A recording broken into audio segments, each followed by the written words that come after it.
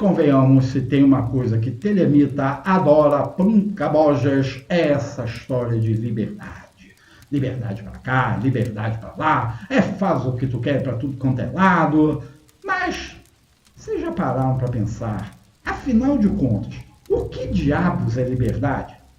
Já pensaram, de verdade, o que significa ser livre? O que precisa para ser livre?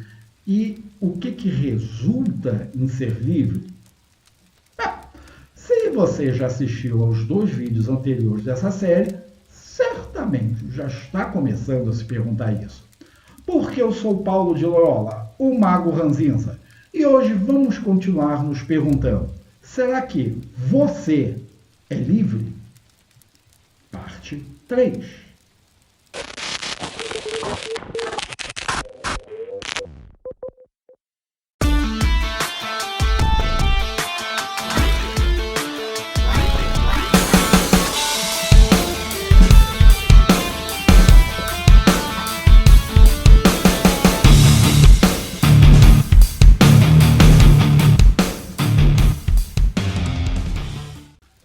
Lembrando, esse é o 3º vídeo de uma série sobre o tema liberdade. O primeiro, onde a gente viu os conceitos de liberdade pelo ponto de vista de uma penca de filósofos, e o segundo, onde os psicólogos entraram na dança, estão aqui nos cards e na descrição do vídeo. Então, vamos em frente. Porque o papo de hoje vai ser muito, mas muito científico. Nada de metafísica, nem de psicologias. Hoje é dia de ir na raiz de tudo isso. Os seus miolos. Isso mesmo, hoje vamos analisar a questão do livre-arbítrio pelo ponto de vista das neurociências. E aqui vamos lembrar de uma coisa importante. Eu não tenho qualquer tipo de formação no ramo nenhum das neurociências. Então não encarem nada do que eu estou dizendo nesse vídeo com a palavra de um especialista. É a palavra de um leigo. E o que eu estou trazendo aqui é só o fruto de uma pesquisa que eu fiz especificamente para esse vídeo. Não é uma pesquisa continuada, não é um trabalho regular meu. Por conta disso, eu vou tentar ser o mais objetivo possível, colocando um mínimo de posicionamentos ou opiniões pessoais. E eu sugiro muito que depois vocês vejam as referências que eu vou deixar aqui no primeiro comentário fixado, para chegarem às suas próprias conclusões. Então, se eu falar alguma besteira, por favor, especialistas na área que por acaso assistam aqui, me corrijam nos comentários. Então, vamos começar logo? Vamos começar logo. E já chamar aqui um neurocientista que está ficando muito famoso justamente por acreditar que não existe essa coisa de liberdade, o Robert Sapolsky. Esse professor de biologia e neurologia de Stanford, ele vê toda essa história de livre-arbítrio como uma ilusão. Mesmo para ele, nós não temos o menor controle consciente sobre as nossas escolhas e que elas vêm de uma complexa rede de fatores que são biológicos, que são ambientais, que são provenientes das nossas histórias pessoais. Logo, nossas escolhas viriam, na verdade, da nossa genética, da nossa cultura, das nossas experiências passadas, da cultura onde a gente está imerso, e não de fatores conscientes ou fatores racionais. Ele diz que isso, que ele chama de determinismo biológico, limita totalmente a nossa liberdade. Possui uma série de estudos mostrando como a atividade cerebral se manifesta antes mesmo do processo de tomada de decisão consciente começar. Ou seja, antes de você decidir se você quer doce de abóbora ou picolé de coco, o seu cérebro já está trabalhando em cima de vários fatores biológicos, psicológicos, sociais e te dando a resposta para aquela escolha que você ainda acha que vai fazer. Isso poderia significar que não somos responsáveis por nossas ações e decisões, não é mesmo? Afinal, não somos nós que as tomamos. Não, o Sapolsky não diz nada disso. O que ele diz é que, mesmo que não tenhamos a faculdade do livre-arbítrio, ainda assim somos responsáveis pelas consequências das nossas decisões. A ideia de não termos livre-arbítrio não é a ideia de que não tenhamos um impacto sobre o mundo e não tenhamos que lidar com isso. Não serve de desculpa. Um outro cientista que não via a existência de livre-arbítrio como possível é Daniel Wegner. Esse aí fez uma investigação bem profunda sobre o tema e também concluiu de que a própria sensação de livre-arbítrio é uma ilusão. Porque, pelas pesquisas deles, as nossas ações e decisões são influenciadas por processos inconscientes automáticos, de forma que qualquer noção de controle que a gente tenha sobre as nossas ações é enganosa. Por quê? Como é que a gente se engana sobre isso? A gente se engana sobre isso pelo hábito que nós temos de atribuir causas internas, como os nossos próprios desejos, as nossas próprias intenções, para eventos que acontecem, mesmo quando essas causas não são diretamente observáveis. Acontece alguma coisa, você acha que você decidiu aquilo porque você tem aquele desejo, porque você quer aquilo ali de alguma maneira, então você acha que você decidiu daquele jeito. Aí ele pegou o experimento do Libet, que a gente vai ver depois, e chegou à conclusão de que as nossas decisões são tomadas por nossos cérebros antes de termos sequer o conhecimento racional do que está acontecendo ali. Para o Wegner, toda essa coisa que fazemos de encontrarmos razões racionais e embasadas em factos para o que a gente decide fazer é pura balela. É só uma racionalização do que criamos depois que a decisão já foi tomada pelo inconsciente. E aí o nosso consciente vai lá e arruma uma justificativa para ela.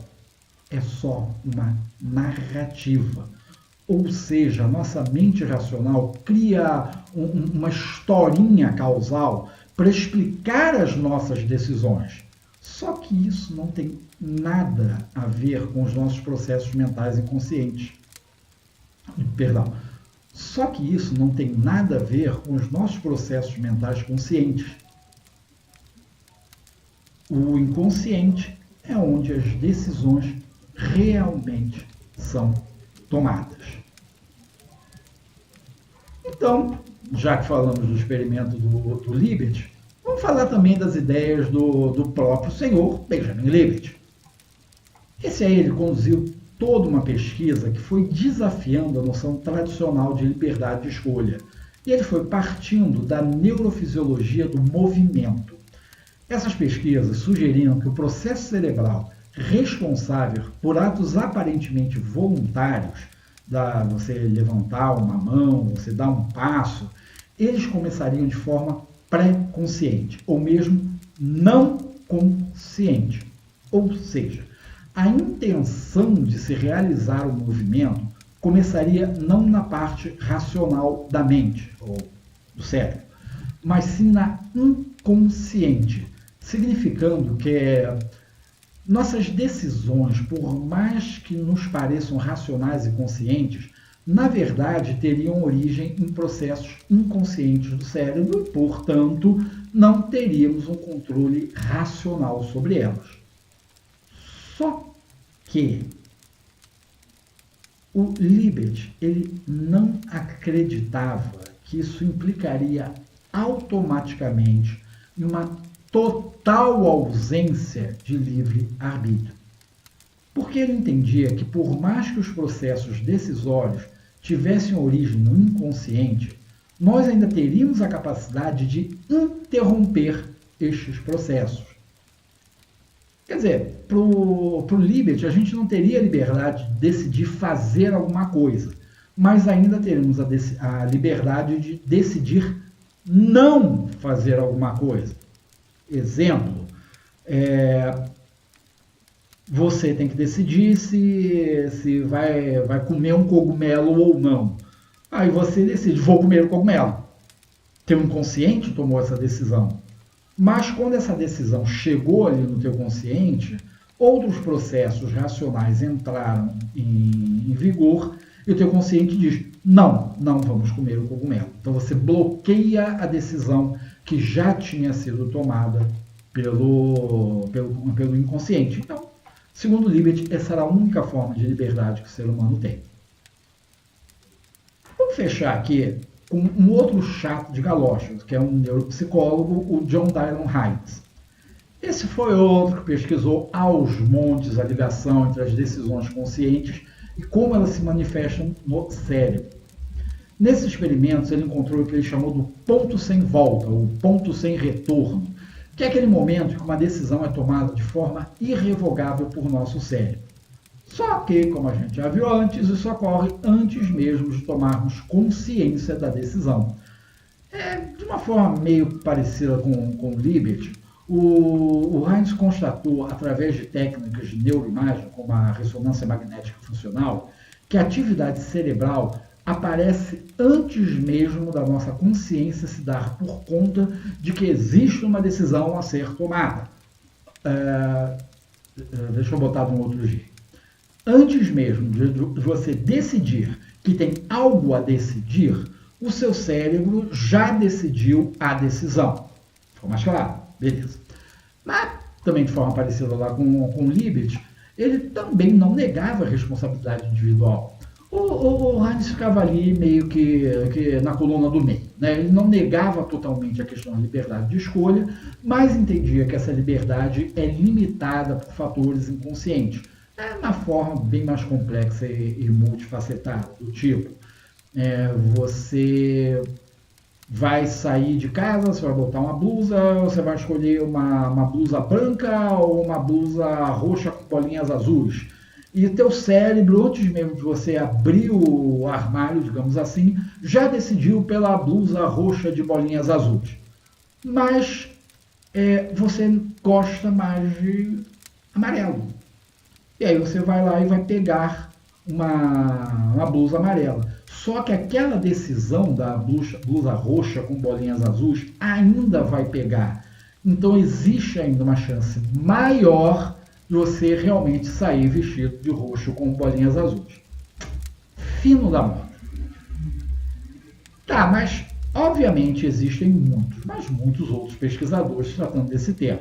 Só foram esses aqui que eu consegui achar e sinceramente, que eu consegui entender o trabalho deles. Claro, como eu disse, não sou neuropsicólogo, não sou neurocientista, então é mais que óbvio que o assunto não encerra aqui. Só acredito que para a nossa série sobre liberdade, já basta para a gente ter uma ideia da visão das neurociências sobre essa questão do livre-arbítrio. E por hoje é só.